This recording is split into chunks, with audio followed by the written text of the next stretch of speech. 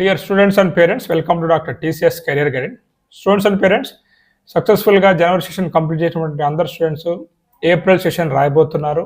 So April సెషన్లో మీకు కొంత కాంపిటీషన్ అనేది ఎక్కువగానే ఉంటుంది. అంటే నెంబర్ ఆఫ్ స్టూడెంట్స్ అనేది జనవరితో పోలిస్తే కొంత ఎక్కువ మంది ఉంటారు కాబట్టి మీకు జనవరితో పోల్చుకున్నట్లయితే ఏప్రిల్లో కొంత స్కోర్ అనేది ఎక్కువ తెచ్చుకోవాల్సి ఉంటుంది అనమాట. మరి స్కోర్ అనేది ఎక్కువ తెచ్చుకోవాలనుకున్నప్పుడు మరి ఏ చాప్టర్స్ నుంచి జనవరి సెషన్లో ఎక్కువ క్వశ్చన్స్ అనేది అంటే ఎక్కువ స్కోరింగ్ అనేది రాబట్టడం అనేది జరిగింది. ఓకేనా, కాబట్టి మనం ఎక్కువ ఏ చాప్టర్ నుంచి కాన్సన్ట్రేట్ చేయాల్సి ఉంటుంది. ఒక ప్రాథమిక అంచనా కొరకు అనమాట. అంటే ఈ చాప్టర్స్ నుంచి ఎన్ని క్వశ్చన్స్ వచ్చాయి ఏందనేది కూడా మొత్తం మనం వీడియో డిస్కస్ చేద్దాం. కాబట్టి వీడియోని పూర్తిగా చూడండి. మీరు ఫస్ట్ టైం కనుక మన ఛానల్ చూస్తున్నట్లయితే ఇప్పటివరకు మన ఛానల్ సబ్స్క్రైబ్ చేయనట్లయితే ఛానల్ సబ్స్క్రైబ్ చేసుకోండి. ఈ వీడియో నచ్చినట్లయితే ఒక క్షణం ఆగి ఒక లైక్ అయితే ఇవ్వండి అనమాట. ముఖ్యంగా మీరు జనవరిలో రాసి మీకు మంచి పర్సంటేజ్ వచ్చినట్లయితే ఎస్ అని, అదేవిధంగా మీకు ఎంత పర్సంటేజ్ వచ్చిందో కూడా కింద టైప్ చేయండి.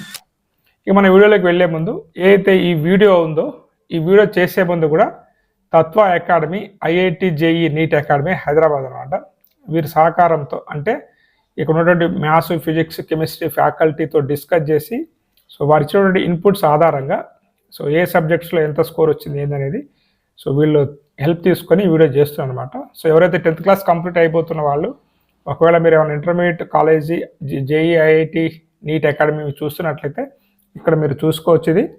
ఇది వచ్చేసి మనకి విక్రమ్ దాచేపల్లి సో ఫౌండర్గా ఉన్నారనమాట. సో 14 years ఎక్స్పీరియన్స్ ఉంది మొత్తం ఈ ఇంటర్మీడియట్ కాలేజ్ అకాడమీస్ రన్ చేయడంలో. ఇక మనకి సబ్జెక్ట్ పరంగా వాళ్ళు ఇచ్చిన ఫీడ్బ్యాక్ ప్రకారంగా మనం తీసుకున్నట్లయితే సో మ్యాథమెటిక్స్ అనేది నేను చెప్పాను, సో వాళ్ళు కూడా చెప్పడం జరిగింది. మొత్తం కూడా మోడరేట్ టు డిఫికల్టీ వెళ్ళింది అనమాట. కెమిస్ట్రీ కూడా సో ఈజీ టు మోడరేట్ వెళ్ళింది. ఫిజిక్స్ అనేది ఈసారి మోడరేట్ వచ్చిందనమాట. ఎక్కువ మనకి మ్యాథమెటిక్స్లో లెందీ క్వశ్చన్స్ వచ్చాయి.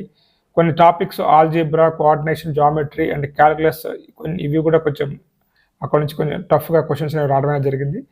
కెమిస్ట్రీలో కొన్ని స్ట్రైట్ ఫార్వర్డ్ క్వశ్చన్స్ వచ్చినప్పటికీ కూడా ఇనార్గానిక్ కెమిస్ట్రీ కొంచెం హై వెయిటేజ్ అనేది ఎక్కువ అడగడం జరిగిందనమాట. సో కొన్ని 11th క్లాస్ నుంచి కూడా అంటే ఇంటర్ ఫస్ట్ ఇయర్ నుంచి కూడా కొన్ని టాపిక్స్ అనేది ఎక్కువ కాన్సన్ట్రేట్ చేశారనమాట. ఫిజిక్స్ గురించి మనం మాట్లాడుకున్నట్లయితే సో టోటల్గా మోడరేట్గా ఛాలెంజింగ్ క్వశ్చన్స్ ఉన్నాయి. Formula based questions, mechanics, thermodynamics and electricity ఇటువంటి చాప్టర్స్ నుంచి కూడా కొంచెం ట్రికీ క్వశ్చన్స్ అయితే రావడం జరిగిందనమాట. ఇక సబ్జెక్ట్ వైజ్గా మనం తీసుకున్నట్లయితే మొట్టమొదటిగా మనం మ్యాథ్స్, కెమిస్ట్రీ, ఫిజిక్స్లో ఫిజిక్స్ తీసుకుందాము. ఫిజిక్స్ తీసుకున్నట్లయితే మనకి రే ఆప్టిక్స్ నుంచి ఎక్కువ క్వశ్చన్స్ అనమాట. 24 క్వశ్చన్స్ అనేది రావడం జరిగింది. తర్వాత మోడర్న్ ఫిజిక్స్ నుంచి, నెక్స్ట్ వచ్చేసి హీట్ అండ్ థర్మోడైనమిక్స్ నుంచి ఒక 18 క్వశ్చన్స్, ఎలక్ట్రోస్టాటిక్స్ నుంచి ఒక 17 questions, mechanical properties of fluids నుంచి ఒక 14 క్వశ్చన్స్ అనమాట. ఇట్లా మీరు ఈచ్ అండ్ ఎవ్రీ చాప్టర్ కనుక మీరు తీసుకున్నట్లయితే సో 24 క్వశ్చన్స్ నుంచి 1 క్వశ్చన్ వచ్చే చాప్టర్ కూడా ఉందన్నమాట. మీకు మ్యాగ్నెటిక్ ప్రాపర్టీస్ ఆఫ్ మ్యాటర్ నుంచి ఒక క్వశ్చన్ వచ్చిందనమాట. ఆసిలేషన్ నుంచి 7 క్వశ్చన్స్ వచ్చాయి. ఇట్లా మనకి హై వెయిటేజ్ చాప్టర్స్ని మీరు చూసుకోవచ్చు. ఇది సంబంధించి ఫిజిక్స్ సబ్జెక్ట్కి సంబంధించిన వివరాలు అనమాట. కెమిస్ట్రీ కూడా మనం తీసుకున్నట్లయితే సో ఎక్కువ మనకి జనరల్ ఆర్గానిక్ కెమిస్ట్రీ నుంచి ఒక 23 క్వశ్చన్స్ వచ్చాయి. కోఆర్డినేషన్ కాంపౌండ్స్ నుంచి ఒక 19 క్వశ్చన్స్ వచ్చాయి.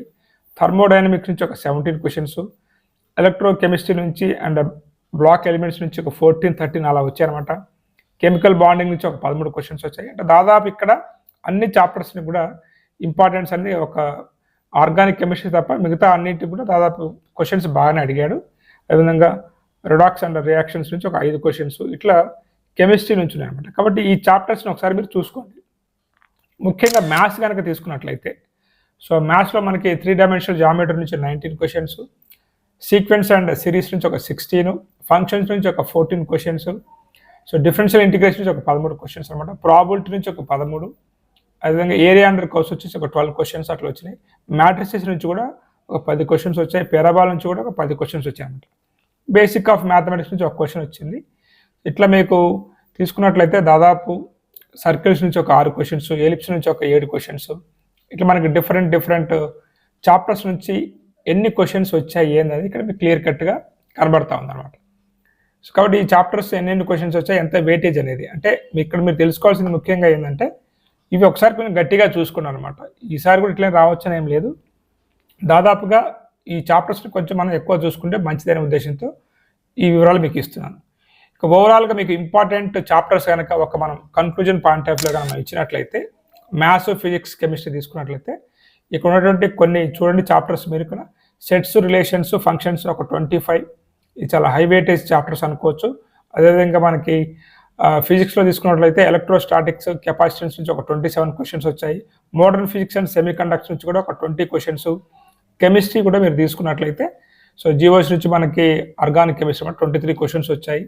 Mole concept plus structure of atom నుంచి ఒక 22 క్వశ్చన్స్ వచ్చాయి. అదేవిధంగా కోఆర్డినేషన్ కాంపౌండ్స్ నుంచి ఒక 19 క్వశ్చన్స్. ఏదైతే మీకు ముందు చెప్పానో అవే కొంత బ్రీఫ్గా మీకు కన్క్లూజన్లో ఇక్కడ ఇచ్చానమాట. ఇక్కడ ఎవరైతే ఏప్రిల్ సెషన్ రాయబోతున్న స్టూడెంట్స్ కూడా ఈ అయితే ఎక్కువ మనకి క్వశ్చన్స్ అడిగారు వాటిని ఒకసారి కొంచెం మీరు ఎక్కువ చూసుకున్నట్లయితే మీకు కొంత బెనిఫిట్ జరిగే అవకాశం ఉంది. ఇక మనకి పర్సంటైల్ వర్సెస్ మార్క్స్ మనం చూసుకున్నట్లయితే 28th జనవరి మార్నింగ్ మాత్రము జనవరిలో టఫ్ అనేది వచ్చింది, ఓకేనా. అదేవిధంగా మీకు 24th జనవరి ఈవినింగ్ అనేది పేపర్ కొంత ఈజీగా ఉందన్నమాట. ఇది ఓవరాల్గా 99% వచ్చినటువంటి స్టూడెంట్కి సో 158 మార్క్స్ అనేది రావడం జరిగింది. అది ఏది మనకి 22nd జనవరి మార్నింగు, అదేవిధంగా 24th జనవరి ఈవినింగ్ అయితే మనకి నియర్లీ 200 మార్క్స్ అనమాట. అంటే ఆ పేపర్ ఆ రోజు చాలా ఈజీగా ఉంది. 95% స్టూడెంట్స్ తీసుకున్నప్పుడు కూడా ఇక్కడ 142 వచ్చిన స్టూడెంట్కి 95% వచ్చింది. అంటే జనవరి సెషన్ అనేది ఇలా ఉందన్నమాట. ఇక్కడ నుంచి కొంచెం ప్లస్ ఆర్ మైనస్ అయితే ఉండకపోవచ్చు, మీకు ప్లస్ అయ్యేటువంటి ఛాన్సే ఉంటుందన్నమాట. ఎందుకంటే స్టూడెంట్స్ పెరిగారు, కొంత ఎక్కువ స్కోరింగ్ అనేది కూడా జనవరితో పోలిస్తే ఉంటుంది. కాబట్టి మీరు అందరూ కూడా జాగ్రత్తగా రాయండి. అండ్ అదేవిధంగా మీకు ఏ మిస్టేక్స్ చేశారు మీరు జనవరి సెషన్లో అనేది ఖచ్చితంగా మీకు తెలిసి ఉంటుంది. కాబట్టి అటువంటి మిస్టేక్స్ మీరు రిపీట్ చేయకుండా మీకు వచ్చినటువంటి క్వశ్చన్స్ని ఫస్ట్ అటెంప్ట్ చేసి వాటి ఆన్సర్స్ పెట్టేసి 100% షూర్ అనుకున్నటువంటి క్వశ్చన్స్ ఆన్సర్స్ పెట్టేసి రాని క్వశ్చన్స్ దగ్గర మీరు అట్లనే టైం వేస్ట్ చేసుకోకుండా సో డ్యామ్ షూర్ క్వశ్చన్స్ని అటెంప్ట్ చేసి అండ్ ఎంత పర్సంటేజ్ వస్తుంది అనేది మీరు ఒకసారి రాశారు, అనుభవం వచ్చింది కాబట్టి మీరు ఎంత స్కోర్ చేయగలుగుతుంది ఒకసారి చూసుకుంటూ వెళ్ళినట్లయితే మంచి పర్సంటేజ్ కొట్టే అవకాశం ఉంది. కాబట్టి చాలా జాగ్రత్తగా ప్రిపేర్ కండి. ఈ చాప్టర్స్ అన్ని కూడా ఒకసారి ఎక్కువ చూసుకోండి. ఎక్కువ వెయిటేజ్ ఉన్నటువంటి చాప్టర్స్ని ఎక్కువ చూసుకున్నట్లయితే సో మీకు రేపు ఆ చాప్టర్స్ నుంచి క్వశ్చన్స్ వచ్చినప్పుడు మీరు ఈజీగా అటెంప్ట్ చేయొచ్చు అనమాట. సో ఈ డేటా సేకరించడం హెల్ప్ చేసినటువంటి తత్వ అకాడమీకి మీ తరపున నా తరపున థ్యాంక్స్ చెప్పుకుంటూ ఈ వీడియో నచ్చింది అనుకుంటూ నెక్స్ట్ వీడియో మళ్ళీ కలుద్దాం. Have a nice day. All the best for your bright future.